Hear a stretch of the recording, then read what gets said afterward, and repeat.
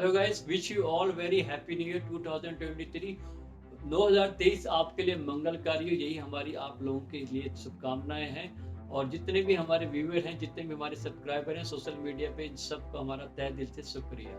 जी हाँ दोस्तों, आज का ये सेशन बहुत ही खास है बिकॉज ये जो सेशन है हमारी टीम ने स्पेशली आप लोगों के लिए डिजाइन किया है।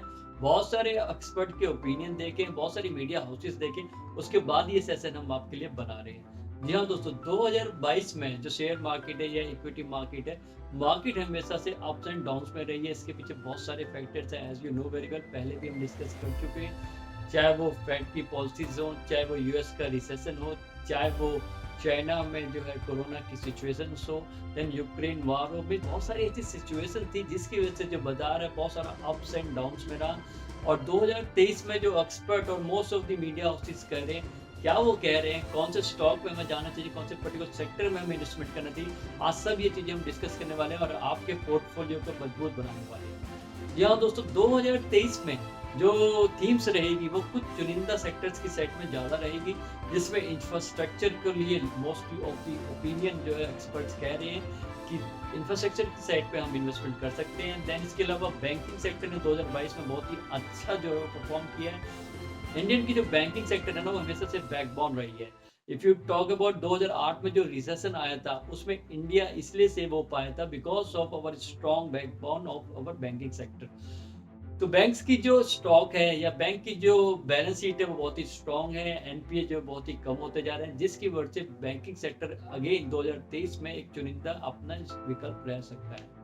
इंफ्रास्ट्रक्चर में आप सीमेंट सेक्टर में इन्वेस्टमेंट कर सकते हैं। वैसे भी अब 2024 के इलेक्शन आ रहे हैं, तो ऐसे में गवर्नमेंट का भी जो रुझान रहेगा वो इंफ्रास्ट्रक्चर की साइड पे ज़्यादा रहेगा। गवर्नमेंट का जो रुझान रहेगा, बजट भी आ रहा है, तो गवर्नमेंट से रिलेटेड जो भी कंपनीज हैं लाइक रेलवे सेक्टर्स हो गया, देन अदर सेक्टर्स हो गया, जिसमें गवर्नमेंट की इन्वॉल्वमेंट ज़्यादा रहती है, ऐसे सेक्टर्स में आपका आने वाले टाइम में जो आपको एक्विजिशन ज़्यादा मिलेगा। देन इसके अलावा अगर हम बात करें नॉन बैंकिंग सेक्टर में भी आप कुछ इन्वेस्टमेंट कर सकते हैं। गोल्ड में आप इन्वेस्टमेंट कर सकते हैं बिकॉज जब भी मार्केट में अप्स एंड डाउन्स रहते हैं तो गोल्ड के जो रेट्स हैं वो फ्यूचर्स में हमेशा बढ़ते हैं। तो कुछ ऐसे सेक्टर्स हैं और कुछ ऐसे चुनिंदा स्टॉक हैं जो खुद हमारे पोर्टफोलियो में भी हैं, खुद जो बहुत सारे एनालिसिस मीडिया हाउसेस जो इन शेयर्स को रिकमेंड करें 2023 के लिए। But before I start this session, आपको मैं क्लियर करना चाहता हूँ, हमारी कोई भी रिकमेंडेशन नहीं है किसी भी स्टॉक की, और हमारा ये जस्ट ओपिनियन है। इस किसी भी चीज़ में इन्वेस्टमेंट करने से पहले, चाहे वो शेयर मार्केट है, चाहे वो इक्विटी मार्केट है, अपने एक्सपर्ट का ओपिनियन जरूर लीजिए। चलिए स्टार्ट करते हैं आज का ये सेशन। ओसवाल ग्रुप की जो भी ओसवाल सिक्योरिटीज है, मोतीलाल ओसवाल सिक्योरिटी, 2023 की अपनी आउटलुक रिपोर्ट में कुछ शेयर्स को रिकमेंड किया है। और वैसे भी हम पर्सनली भी जो है ओसवाल सिक्योरिटीज का जो वो डीमेट अकाउंट यूज भी करते हैं और उसको रिकमेंड भी करते हैं। बायो में इसका लिंक भी है, अगर आप भी डीमेट अकाउंट खुलवाना चाहते हैं तो वो आप खुला सकते हैं। और नंबर जो दे रखा है हमारी टीम का, उसमें भी आप ओपिनियन ले सकते हैं कैसे क्या अपनी प्लानिंग करें। चलिए करते हैं आज का ये सेशन स्टार्ट।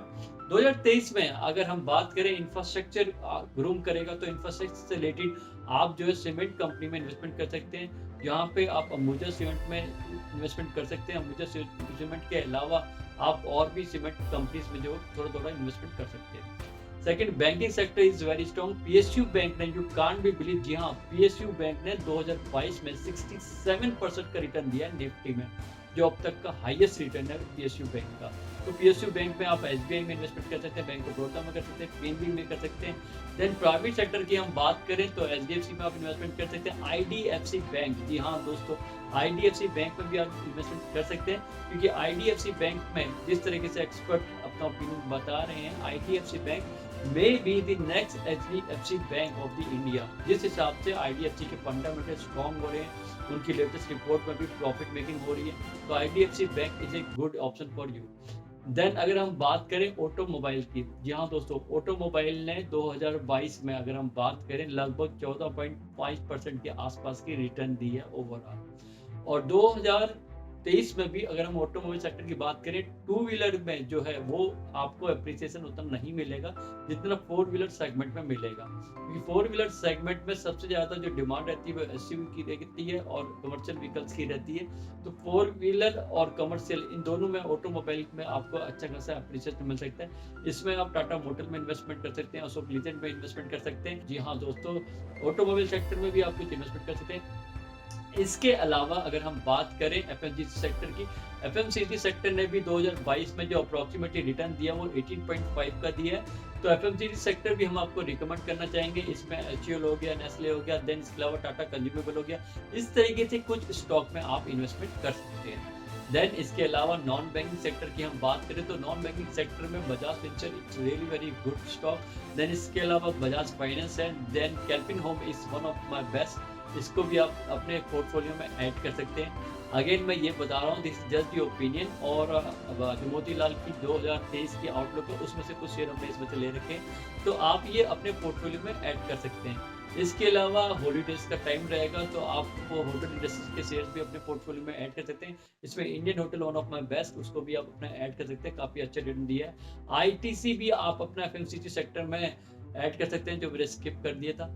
देन इसके अलावा अगर हम बात करें कुछ समय से अगर हम देखें तो शुगर स्टॉक ने भी बहुत अच्छा रिटर्न दिया है, तो इसमें आप शुगर स्टॉक को भी अपने पोर्टफोलियो में ऐड कर सकते हैं। देन इसके अलावा बहुत सारी ऐसी और भी चीज़ें हैं जो आप ऐड कर सकते हैं टाइम टू टाइम। देखो, सबसे मेन चीज़ जो शेयर मार्केट में है वो ये है कि शेयर मार्केट में अगर दिवाली वाले दिन, एक्सपर्ट कहते हैं अगर शेयर मार्केट में अगर आपने दिवाली वाले दिन दिवाली बनानी है तो आपको डेली सरस्वती माँ की पूजा करनी पड़ेगी।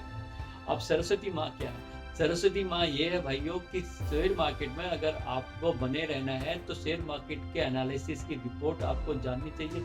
शेयर मार्केट में क्या हो रहा है, वर्ल्ड मार्केट में क्या हो रहा है, अप्स एंड डाउन, सारी चीज़ें आपको इसके लिए wait and watch policy is very important. अपना प्रेजेंस ऑफ माइंड यूज़ करना बहुत ज़्यादा ज़रूरी है, अपने आप को एजुकेट करना बहुत ज़्यादा ज़रूरी है।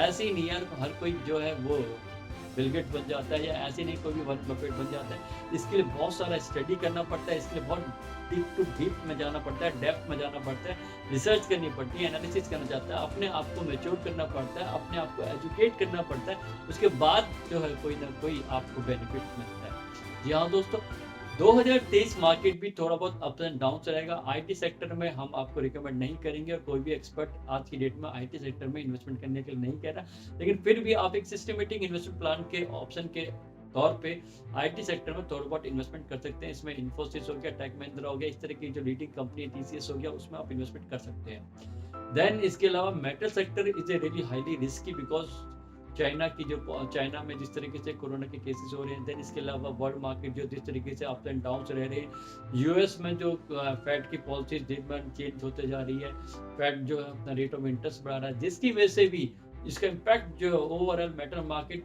पे पड़ता है, जिसकी वजह से मेटल मार्केट भी स्लो डाउन हो सकती है।